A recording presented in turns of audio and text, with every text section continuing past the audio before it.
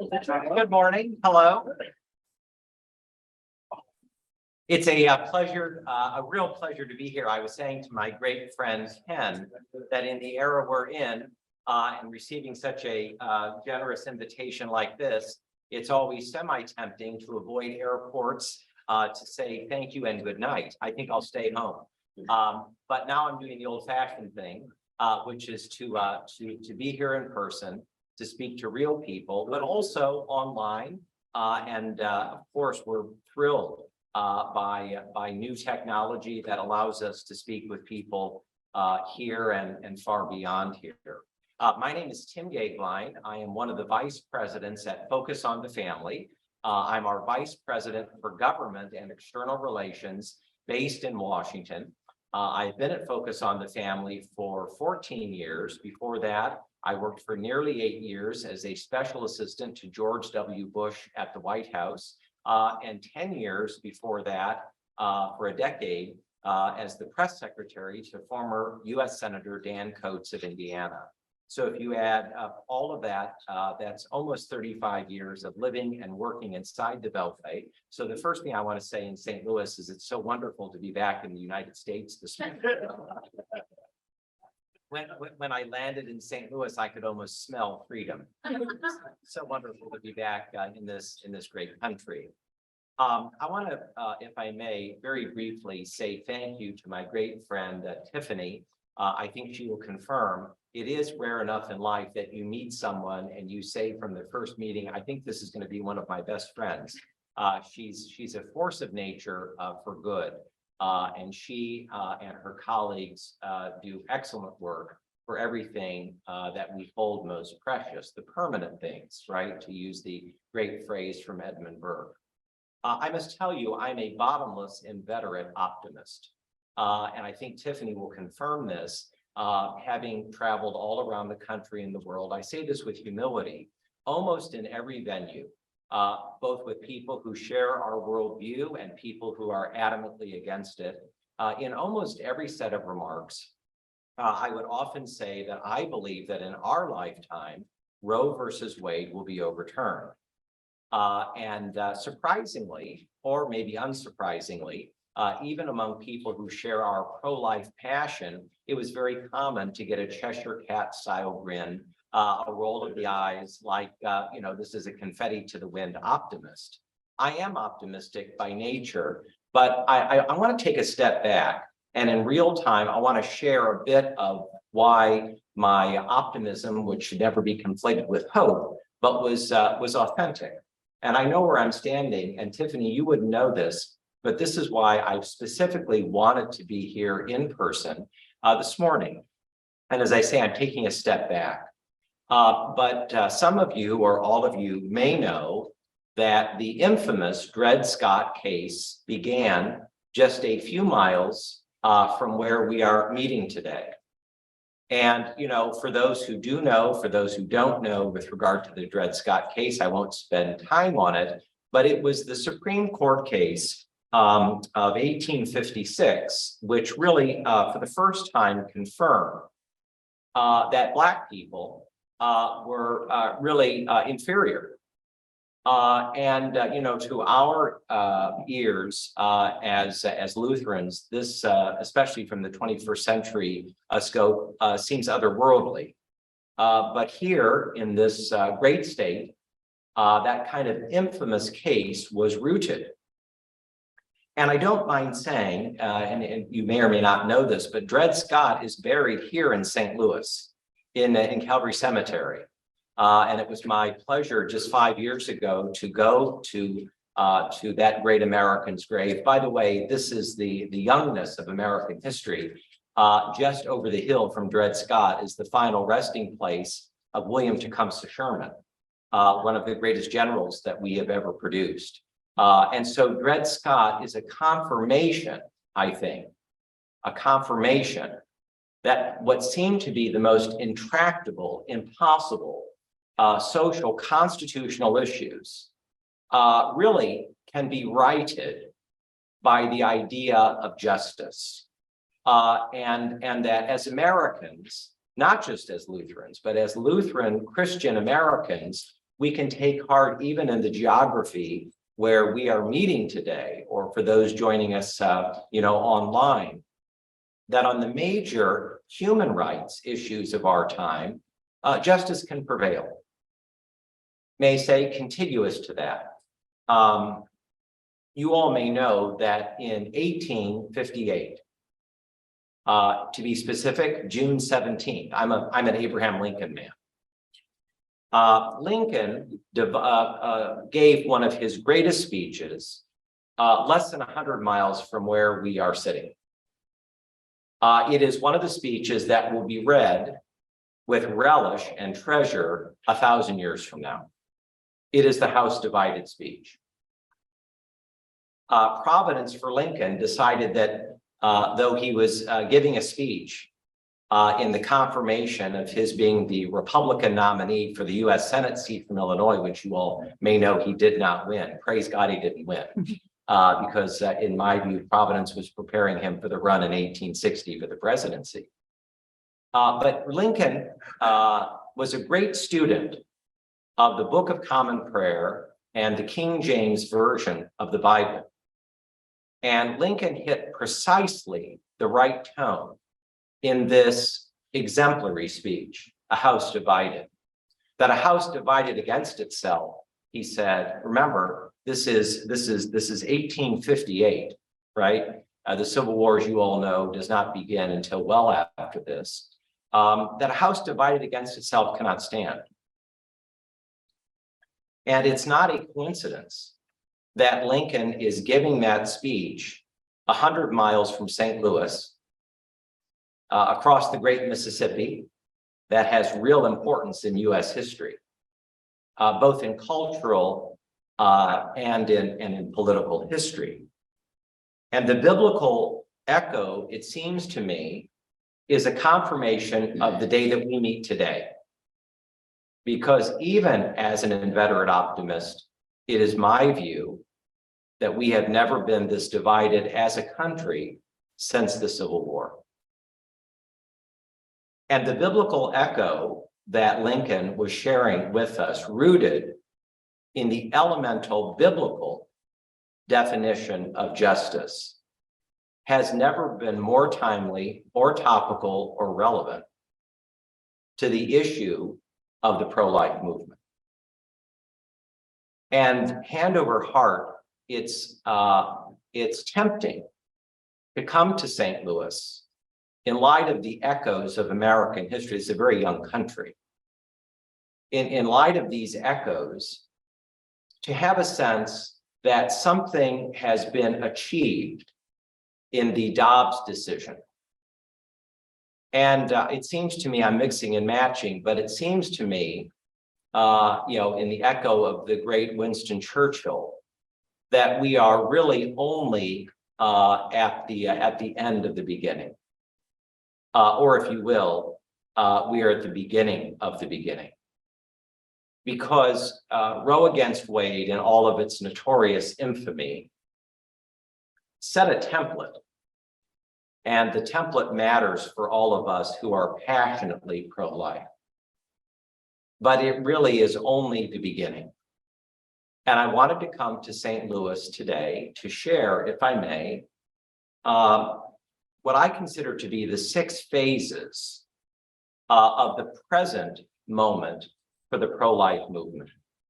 In other words, when June and Dobbs arrived and that decision, I think it was really a great achievement, singular achievement, worthy the peer of Dred Scott.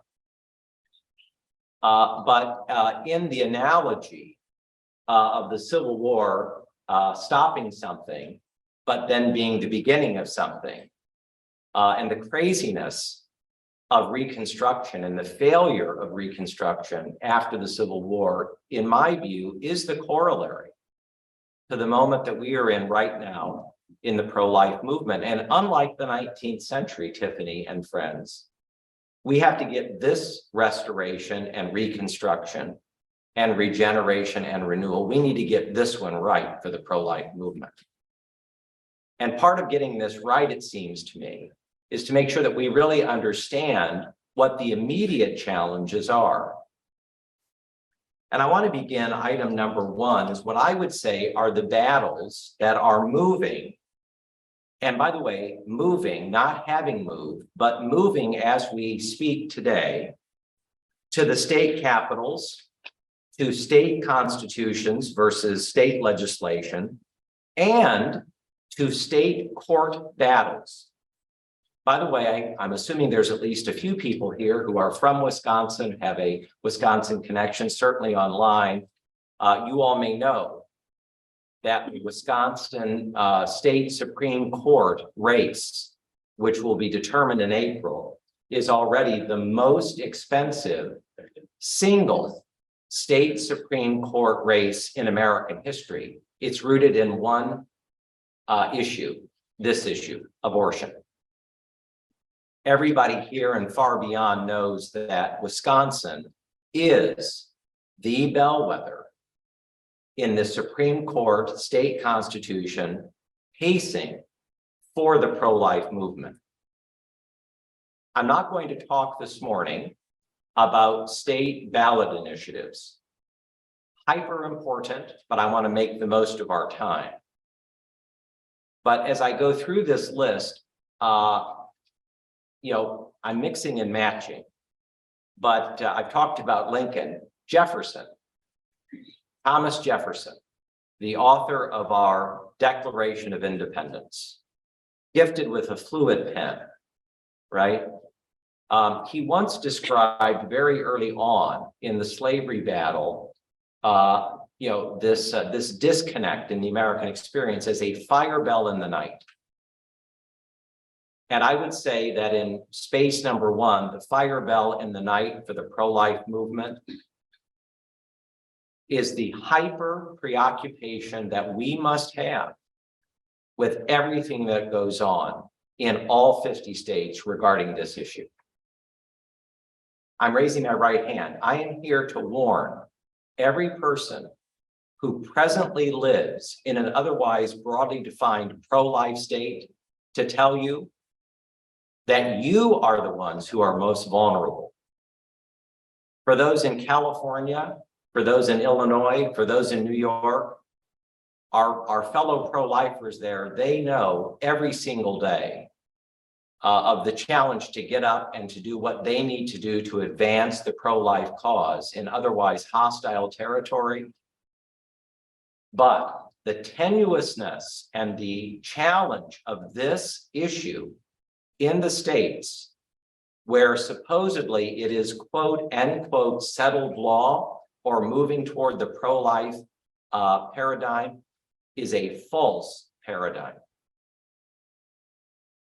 To re-quote Jefferson, it is a fire bell in the night because the pro-abortion forces are confident, they are wealthy, and they are focusing like a laser beam on what they consider to be not the most vulnerable states, but the ones that they believe that they can flip.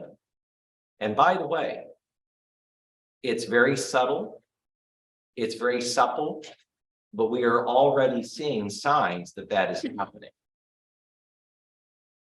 Point two, I just flown in, as I say, from Washington. Boy, do we have challenges. The Missouri Synod and Focus on the Family are nonpartisan. I want to state that up front.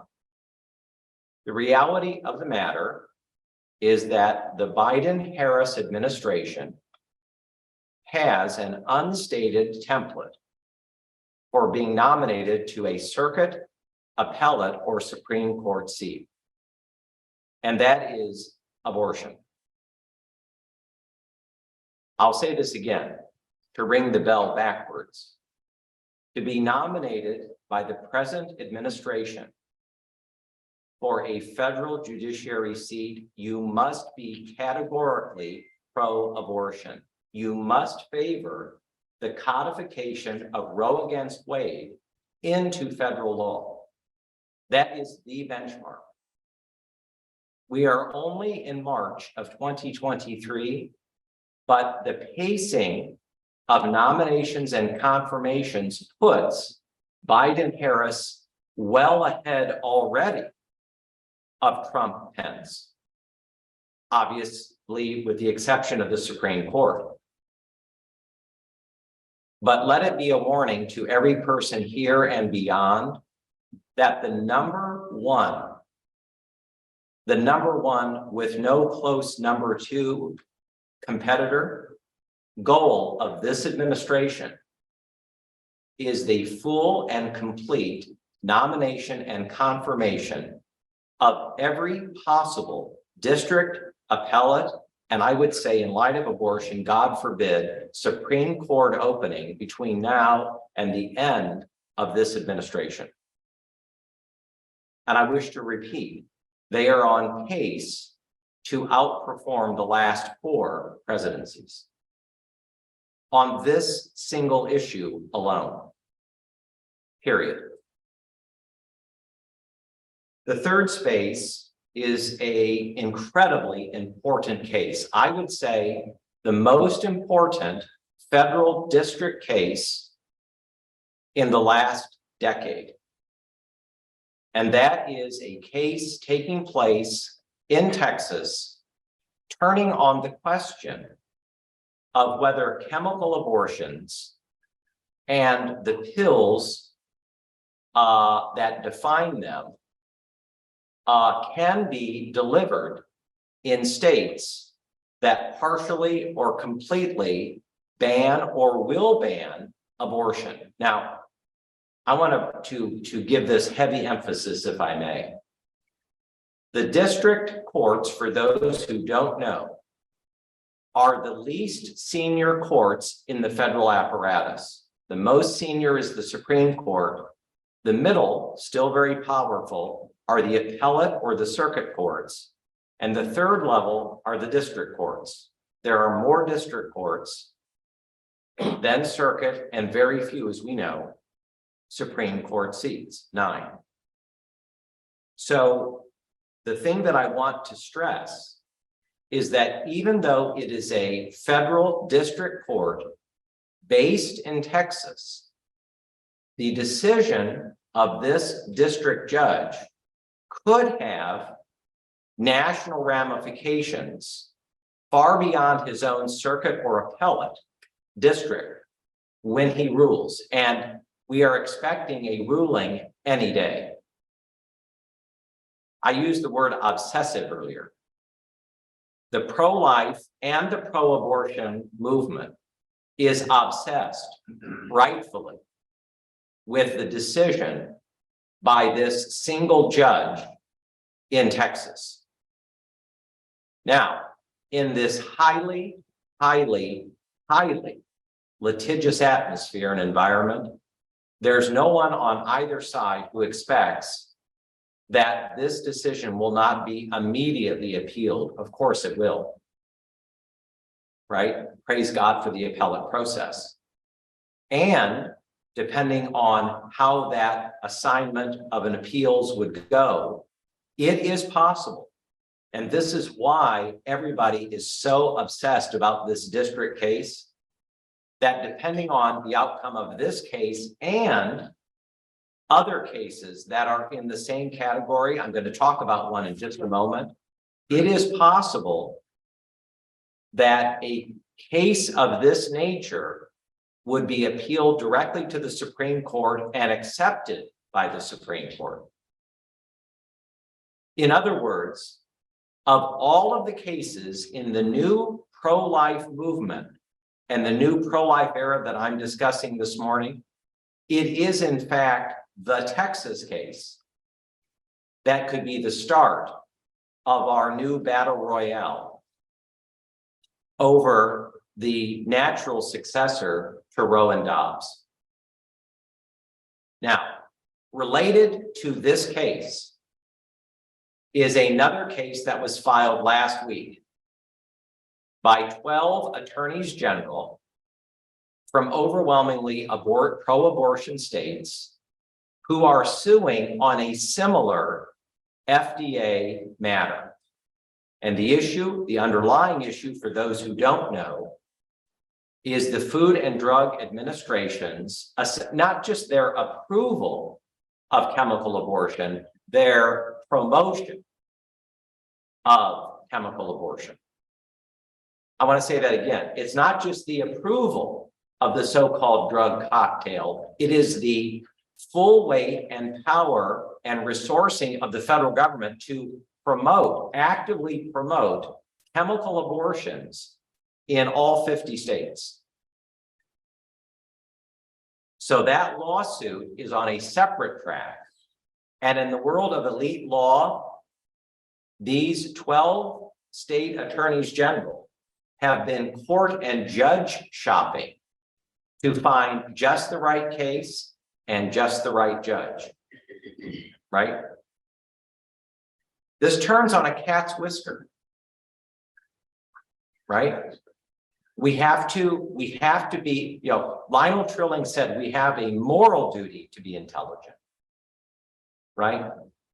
This is going to summon the intelligence of the pro-life movement to take our limited resources and morally, legally, ethically, I know where I'm standing, theologically, use all of the power that God has given to us to make wise decisions about the natural trajectory to our ultimate goal, which is a categorically pro-life country. The fifth item is what I call the cultural matrix. Boy, do we have our work cut out for us. I'll give one example, just one. It was announced this week that 7 of the largest law firms in the United States have now created something. Are you ready for this? This is out of Orwell. It's called the Abortion Defense Network, right? They are essentially on a pro bono basis going to use all of their resources in 7 of the largest legal firms in the United States. We're talking about limitless numbers of busy as beaver attorneys who will, in all 50 states, work to advance the pro-abortion culture. They will use limitless numbers of hours, attorneys' hours, money, et cetera, to catalyze Roe as deeply as they can. In Washington, D.C., the permanent bureaucracy is fully on board to Roe and using the full weight of the executive branch of our government to find every opportunity to advance culturally, the dignity, in their words, and the necessity of more and more abortion. By the way, in their phrasing, as a moral good, as a moral duty. Not unlike the enslavers' argument that they had a moral and legal right to the ownership of other men's and women's labor. The Fortune 500. I don't need to tell people in this room, they are fully on board the pro-abortion culture. Now, I'm going to pause here for a moment to say that marketing and so-called PR is often what defines the Fortune 500. I'm speaking generally, which is not always prudent.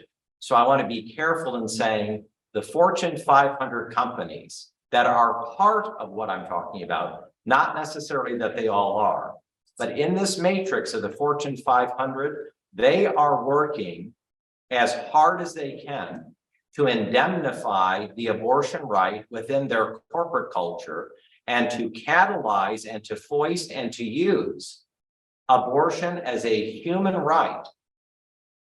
And they have, as I say, limitless amounts of cultural access and power.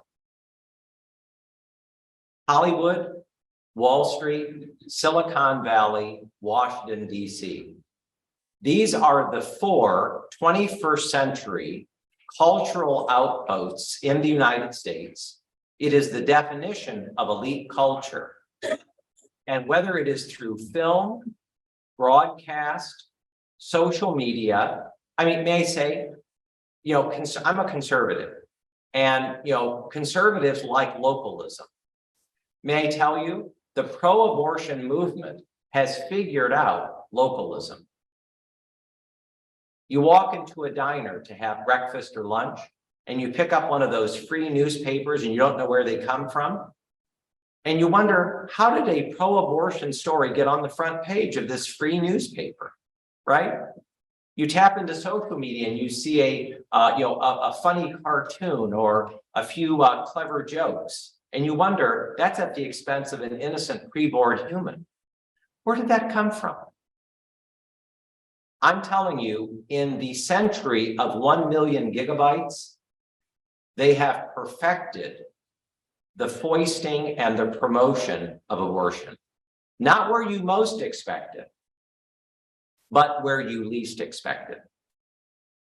And let me be clear on another point. When it comes to the rising generation of young Americans, the matrix that I'm talking about knows the power of that dark little rectangle that the 21st century world seems to be truly preoccupied by. And they have perfected, without peer, the use of that small rectangle to promote the anti-life position. They're very good at it. Whoever wants the rising generation of young people is going to get them. I'm here to tell you in Technicolor that the pro-abortion side has a plan. Let me ask you this question. Do we? Let me ask you another question. What kind of a country do we want 50 years from now? Item number 6. Item number 6 is a bit of an echo of what I just shared, but I'm putting it in a silo. And by the way, I select that word incautiously. We're talking about silos here. I want to talk about 4 federal agencies that have really put lots of coal into the blast furnace of abortion. The Department of Health and Human Services, so-called and misnamed, the Department of Justice, Veterans Administration, and the Department of Education. Now, I could name others, and please trust me, there are many other federal agencies that are smitten by abortion. But these 4 are without equal in our federal government. The Department of Health and Human Services and its present secretary has never had a greater advocate for abortion, up to and including birth, than our present Secretary of HHS. At the Department of Justice, the Attorney General is fully on board. And you all know that he and his team have been purposely targeting the pro-life movement at a federal level without any peer in the history of the Department of Justice. The Veterans Administration. Are we all embarrassed and ashamed? We should be. Our Veterans Administration is using the full weight of their entire budget to advance abortion. And of course, the Department of Education, right, uses its blob of bureaucracy to continually undermine the beauty and the glory of the innocent preborn. Now, I have not talked about, and could, unfortunately put the Department of Defense there, and their commitment to using federal funding for the advancement of abortion. But I think it is really those four who are the grand marshals in the executive branch of the pro-abortion cause. I didn't come to St. Louis to be clever, but it seems to me if you take four great documents and you add them all together by the weight of American history, you learn very quickly that justice has a way of prevailing in United States history at those remarkable turns when Providence decides to clear his throat. They're hinge moments of American history. The first one, without any peer, of course, is the United States Constitution. There is nothing. Nothing is a dangerous word. It's like the word always and only. There is nothing in the United States Constitution, nothing, that supports the constitutional right to abortion. This is the seedbed of the notoriety of Dred Scott, Roe versus Wade, and ilk-based decisions. Second is our Declaration of Independence. You know, the use of the word life in the Declaration is not a coincidence. You know, I think sometimes as Americans, we have to go back and reread the United States Constitution. You know, put the proverbial phone on forward for a moment and just read this remarkable document. To read the Declaration of Independence, the catechesis of our founding. Third, I put Lincoln's second inaugural, right? You know, if we have a moment of rebirth as a nation, which is, by the way, not a revolution, right? Lincoln is about reform, not rebellion. But the second inaugural is a pace setter. And fourthly, Dr. Martin Luther King Jr.'s extraordinary letter from a Birmingham jail. The thing that every one of these great documents have in common is what Dr. King suggested as an arc of justice. By the way, not an arc of justice described theoretically in some seminar room. I mean the hard, practical justice of the crisis of a woman and a pregnancy and a human being. You know, this is not a perfect country. It's why I love the preamble to our Constitution, toward a more perfect union, right? Toward. That's what we're talking about this morning.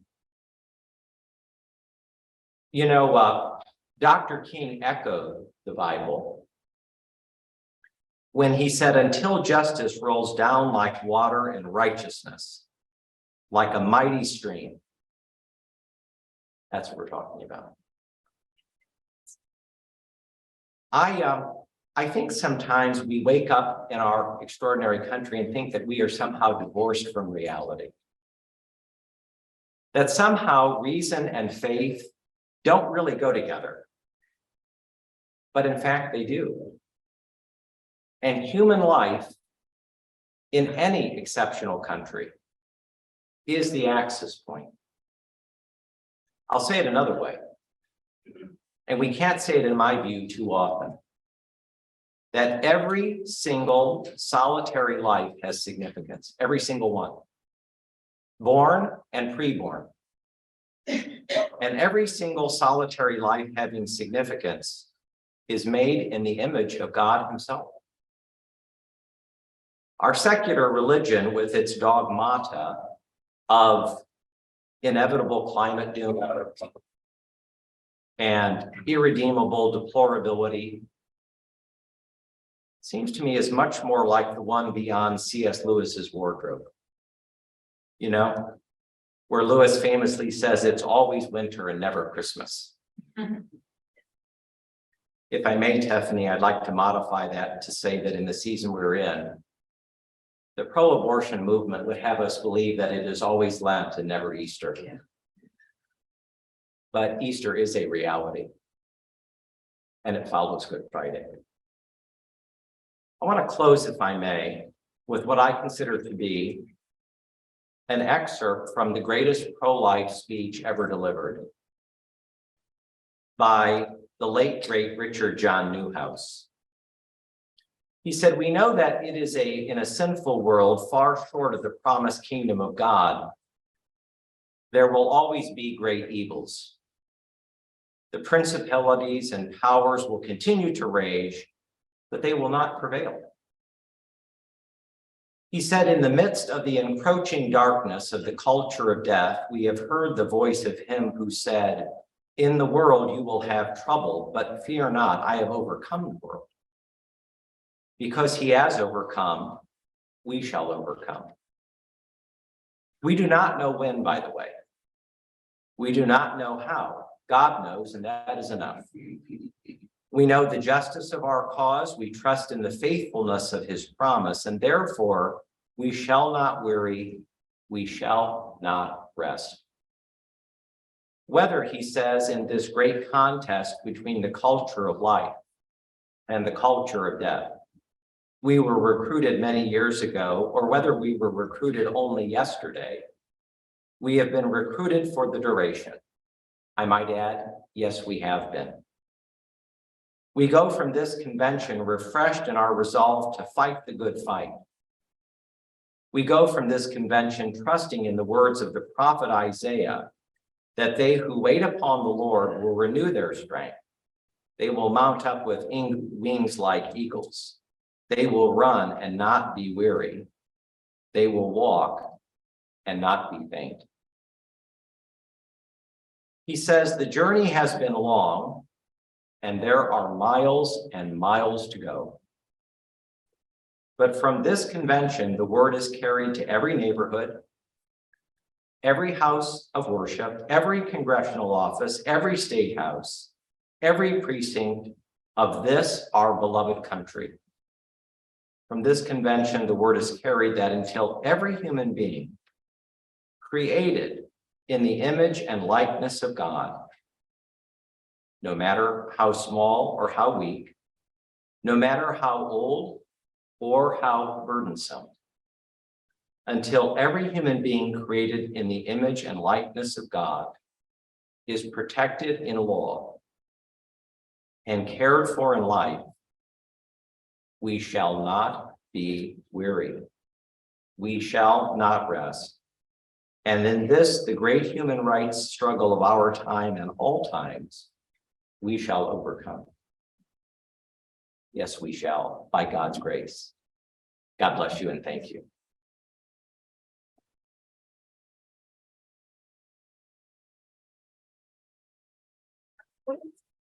Yes, I have a few minutes. I have a few minutes to happily answer or duck a few questions. And someone has to be kind enough to go first. Yes. Can you characterize these law firms that are doing the pro bono work in the abortion cause? And you said they regarded this to be a moral duty. They do. Yes. I think I can kind of speculate at what is under the hood of that assertion. Yes. Could you unpack it a little bit for us? I thank you. Yes, I'm very glad and I'm honored that you asked. It is a religion. The idea of 21st century progressivism, right, is a religion, and it has many denominations. One denomination is environmentalism, right? And there are many other denominations, but one of the largest denominations in the religion of 21st century American progressivism is abortionism. I would call it abortionism.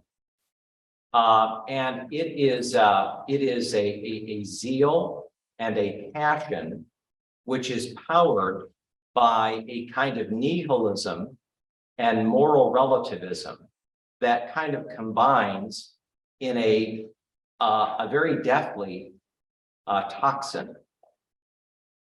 And it's fed as a noxious gas into popular culture. And it is kind of breathed and absorbed in a way that is devilish. And unfortunately, as I said earlier, it's being monetized. But we have to take St. Paul's admonition clearly that we're up against principalities and powers. And as I say, it's a hollow religion, but that doesn't make it any less deathly. Yes. We have an online question. Yes, please. What specific efforts are being made to codify the personhood status of the preborn? Yes, I'm thrilled by that. I'll answer generally just for time, but yes, we have a number of states. In most states, it is a part-year legislature, not full-time. And in light of Dobbs, there have been a number of efforts to either codify into a state constitution or into the legislative regime of a state where possible, personhood amendments or personhood legislation. And I think that this is a excellent method and tool. I think it is fair to say that in the current environment, it will be very difficult to codify into even a third of state constitutions a personhood provision, but that's not to say in any manner that it should not be pursued, because you have to begin with the idea of what is the debate primarily about. Either it is a person or it is not a person. So I would love to say that these have been introduced in all 50 states, but it's an idea whose time is coming. Thank you for the question. Yes, another question. Yes, please. Is a lot of money coming from China? You know, Social media. yeah. Funding. I am unaware that's a fair question. I'm unaware of whether there are foreign governments who directly fund the pro-abortion movement. And I would be open, I think others would be open to know, where that empirical data may be. But on the primary question of where is the money coming from, abortion is very big business, very big business. Some or all of you may know that if you add together all of the tax monies that go in one annual fiscal year to Planned Parenthood, right, which is the ultimate fountainhead of Abortion Inc., we're talking billions and billions of dollars. So there's a lot of money in death. The culture of death is very well funded in the United States and in the Western world. And it comes from many of the sources that I've discussed broadly in my remarks this morning. And that's our time. Great. Thank you all so much. God bless you. And may by God's grace, the pro-life movement be remarkably successful in the next chapter. Thank you all.